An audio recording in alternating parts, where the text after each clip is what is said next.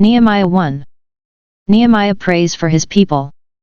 The words of Nehemiah the son of Hakaliah.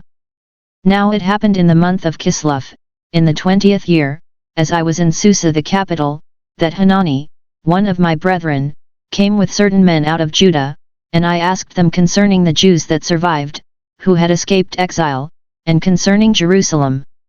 And they said to me, the survivors there in the province who escaped exile are in great trouble and shame, the wall of Jerusalem is broken down, and its gates are destroyed by fire. When I heard these words I sat down and wept, and mourned for days, and I continued fasting and praying before the God of heaven. And I said, O Lord God of heaven, the great and terrible God who keeps covenant and steadfast love with those who love him and keep his commandments, let thy ear be attentive, and thy eyes open, to hear the prayer of thy servant which I now pray before thee day and night for the people of Israel thy servants, confessing the sins of the people of Israel, which we have sinned against thee.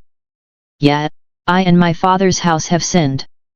We have acted very corruptly against thee, and have not kept the commandments, the statutes, and the ordinances which thou didst command thy servant Moses. Remember the word which thou didst command thy servant Moses, saying, If you are unfaithful, I will scatter you among the peoples, but if you return to me and keep my commandments and do them, though your dispersed be under the farthest skies, I will gather them thence and bring them to the place which I have chosen, to make my name dwell there. They are thy servants and thy people, whom thou hast redeemed by thy great power and by thy strong hand. O Lord, let thy ear be attentive to the prayer of thy servant, and to the prayer of thy servants who delight to fear thy name, and give success to thy servant today, and grant him mercy in the sight of this man. Now I was cupbearer to the king. Nehemiah 2. Nehemiah sent to Judah. In the month of Nisan, in the 20th year of King Artaxerxes, when wine was before him, I took up the wine and gave it to the king. Now I had not been sad in his presence. And the king said to me, Why is your face sad, seeing you are not sick? This is nothing else but sadness of the heart. Then I was very much afraid. I said to the king, Let the king live forever. Why should not my face be sad, when the city, the place of my father's sepulchres, lies waste, and its gates have been destroyed by fire? Then the king said to me, For what do you make request? So I prayed to the God of heaven. And I said to the king, If it pleases the king, and if your servant has found favor in your sight, that you send me to Judah, to the city of my father's sepulchres, that I may rebuild it. And the king said to me, the queen sitting beside him, How long will you be gone, and when will you return? So it pleased the king to send me, and I set him a time. And I said to the king, If it pleases the king, let letters be given me to the governors of the province beyond the river, that they may let me pass through until I come to Judah, and a letter to Asaph, the keeper of the king's forest, that he may give me timber to make beams for the gates of the fortress of the temple, and for the wall of the city, and for the house which I shall occupy. And the king granted me what I asked, for the good hand of my God was upon me. Then I came to the governors of the province beyond the river, and gave them the king's letters.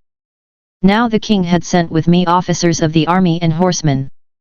But when Sanballat the Horonite and Tobiah the servant, the Ammonite, heard this, it displeased them greatly that someone had come to seek the welfare of the children of Israel. Nehemiah's inspection of the walls. So I came to Jerusalem and was there 3 days. Then I arose in the night, I and a few men with me, and I told no one what my God had put into my heart to do for Jerusalem. There was no beast with me but the beast on which I rode. I went out by night by the valley gate to the Jackal's well and to the Dung gate, and I inspected the walls of Jerusalem which were broken down and its gates which had been destroyed by fire. Then I went on to the fountain gate and to the king's pool, but there was no place for the beast that was under me to pass. Then I went up in the night by the valley and inspected the wall, and I turned back and entered by the valley gate, and so returned. And the officials did not know where I had gone or what I was doing, and I had not yet told the Jews, the priests, the nobles, the officials, and the rest that were to do the work. Decision to restore the walls. Then I said to them, You see the trouble we are in, how Jerusalem lies in ruins with its gates burned. Come, let us build the wall of Jerusalem, that we may no longer suffer disgrace. And I told them of the hand of my God which had been upon me for good, and also of the words which the king had spoken to me. And they said, Let us rise up and build. So they strengthened their hands for the good work. But when Sanballat the Horonite and Tobiah the servant, the Ammonite, and Geshem the Arab heard of it, they derided us and despised us and said, What is this thing that you are doing? Are you rebelling against the king? Then I replied to them, The God of heaven will make us prosper, and we his servants will arise and build, but you have no portion or right or memorial in Jerusalem. Nehemiah 3. Organization of the work. Then Eliashib the high priest rose up with his brethren the priests, and they built the sheep gate. They consecrated it and set its doors. They consecrated it as far as the Tower of the 100, as far as the Tower of Hananel. And next to him the men of Jericho built. And next to them Zachar the son of Imri built. And the sons of Hasnah built the fish gate, they laid its beams and set its doors, its bolts, and its bars. And next to them Mirmoth the son of Uriah, son of Hakaz repaired. And next to them Meshullam the son of Berechiah, son of Meshezabel repaired. And next to them Zadok the son of Bana repaired. And next to them the Tekoites repaired, but their nobles did not put their necks to the work of their lord. And Joiada the son of Pasi and Meshullam the son of Besodiah repaired the old gate, they laid its beams and set its doors, its bolts, and its bars. And next to them repaired Melishia the Gibeonite and Jadon the Meronothite, the men of Gibeon and of Mizpah, who were under the jurisdiction of the governor of the province beyond the river. Next to them Utziel the son of Harhiah, goldsmiths, repaired. Next to him Hananiah, one of the perfumers, repaired, and they restored Jerusalem as far as the broad wall. Next to them Rephaiah the son of Hur, ruler of half the district of Jerusalem, repaired. Next to them Jedaiah the son of Harumaph repaired opposite his house, and next to him Hattush the son of Hashabniah repaired. Malchijah the son of Haram and Hashub the son of Pahathmoab repaired another section and the tower of the ovens. Next to him Shallum the son of Halohesh, ruler of half the district of Jerusalem, repaired, he and his daughters. Hanun and the inhabitants of Zanoah repaired the valley gate, they rebuilt it and set its doors, its bolts, and its bars, and repaired 1,000 cubits of the wall, as far as the dung gate. Malchijah the son of Rechab, ruler of the district of Beth-Hakerem, repaired the dung gate, he rebuilt it and set its doors, its bolts, and its bars. And Shallum the son of Col-Hozet, ruler of the district of Mizpah, repaired the fountain gate, he rebuilt it and covered it and set its doors, its bolts, and its bars, and he built the wall of the pool of Shelah of the king's garden, as far as the stairs that go down from the city of David. After him Nehemiah the son of Azbuk, ruler of half the district of Bethshur, repaired to a point opposite the sepulchres of David, to the artificial pool, and to the house of the mighty men. After him the Levites repaired, Rehum the son of Bani, next to him Hashabiah, ruler of half the district of Keilah, repaired for his district. After him their brethren repaired, Bavai the son of Henadad, ruler of half the district of Keilah, next to him Ezer the son of Jeshua, ruler of Mizpah, repaired another section opposite the ascent to the armory at the angle.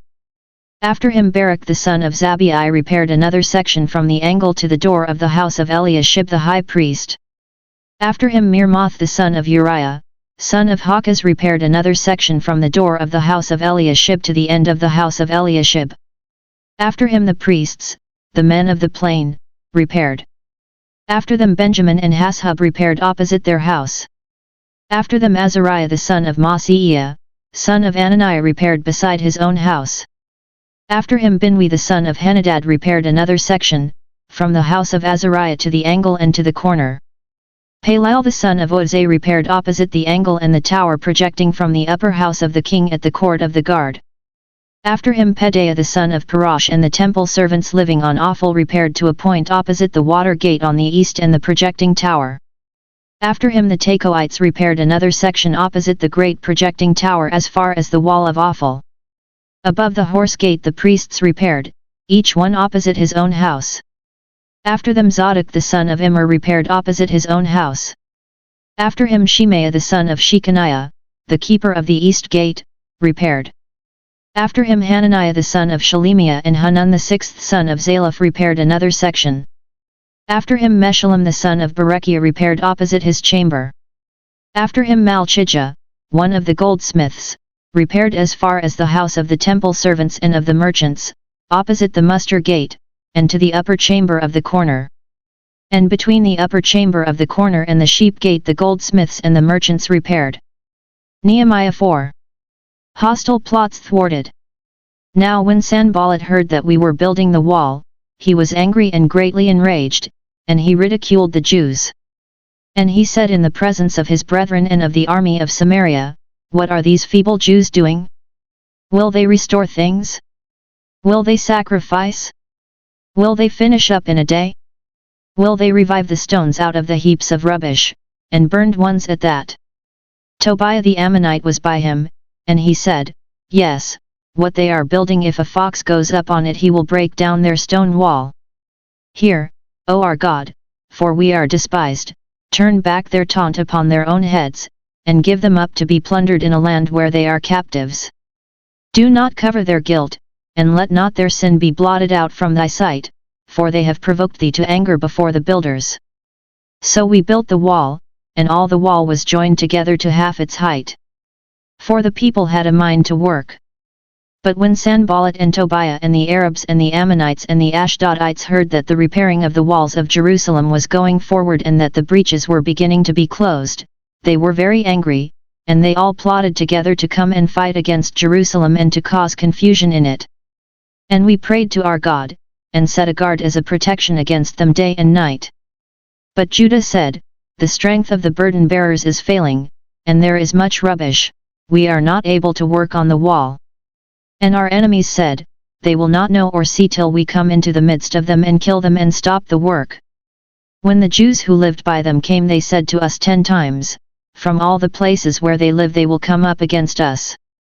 So in the lowest parts of the space behind the wall, in open places, I stationed the people according to their families, with their swords, their spears, and their bows.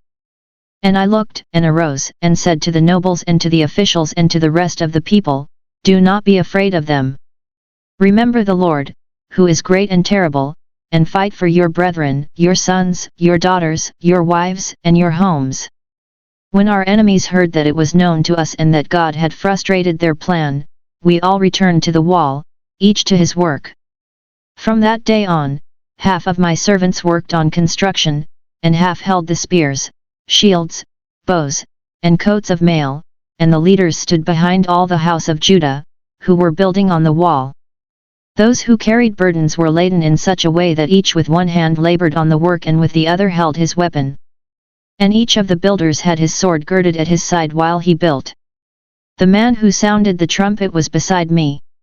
And I said to the nobles and to the officials and to the rest of the people, "The work is great and widely spread, and we are separated on the wall, far from one another. In the place where you hear the sound of the trumpet, rally to us there. Our God will fight for us." So we labored at the work, and half of them held the spears from the break of dawn till the stars came out. I also said to the people at that time, "Let every man and his servant pass the night within Jerusalem, that they may be a guard for us by night and may labor by day." So neither I nor my brethren nor my servants nor the men of the guard who followed me, none of us took off our clothes, each kept his weapon in his hand.